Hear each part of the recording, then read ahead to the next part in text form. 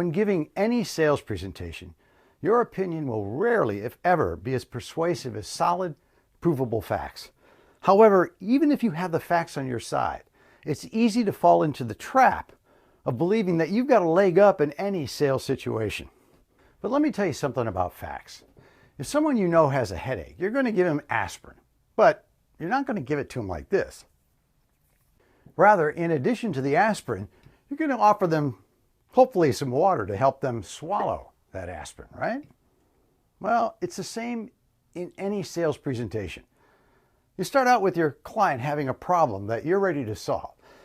And just giving them facts about how you can solve that problem is a lot like giving them aspirin without giving them anything to wash it down.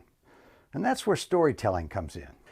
I think of storytelling as the emotional lubricant that makes facts easier to swallow, understand, and appreciate.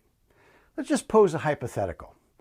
Let's say you're a marketing consultant and you've been asked to present a case history. Now, if your case history is like the many that I've seen, and unfortunately some that I've been part of, this is how it goes. You start out with the facts about the problem, then you provide facts about the solution, and you end up with, guess what? Facts about the results. Aspirin without water. And when you're done, here's what you might see at the other end of the table. But let's add some water. Instead of just providing facts about a problem you solved, what would happen if you put your audience in the middle of that problem, asking them to walk through it with you?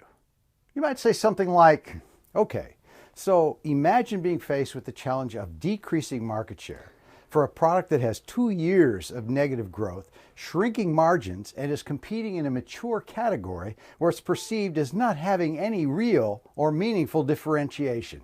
Or you could start with a question like, so have you ever been faced with a problem that on the surface looks like there was really no solution? Well, this is what the people at XYZ company were faced with. They had tried everything imaginable to stop the bleeding, but the losses kept showing up month after month. From there, you show them just how difficult the problem was. The sales force, or what was left of it, they were giving up. Employees were running for cover, and the board of directors had ousted 2 CEOs within the last 2 years. Now, if you've done this right, by now, you've piqued your audience's curiosity. Now they're sitting straight up in their seats. They're fully engaged. And just by virtue of the way you set up this situation, you've taken advantage of one of the most powerful mechanisms used to gain involvement from any audience. You've gotten them to wonder, what happened? Let's keep going. Now you bring them to what we call the turning point. This is where you relieve the tension you've created by showing your audience just what did happen.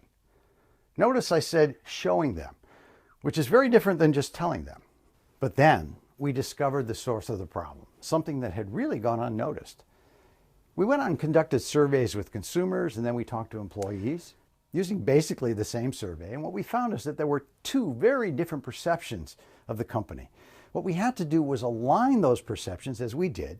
We tested a number of new approaches. This approach was the one that scored highest in terms of intent to purchase. And finally, you then bring your story to a close or a resolution. Sure, you want to provide measurable results, but you also want to help your audience feel what your client felt once the problem was solved. It took some time to convince management to adopt this new approach, but once they did, the turnaround began.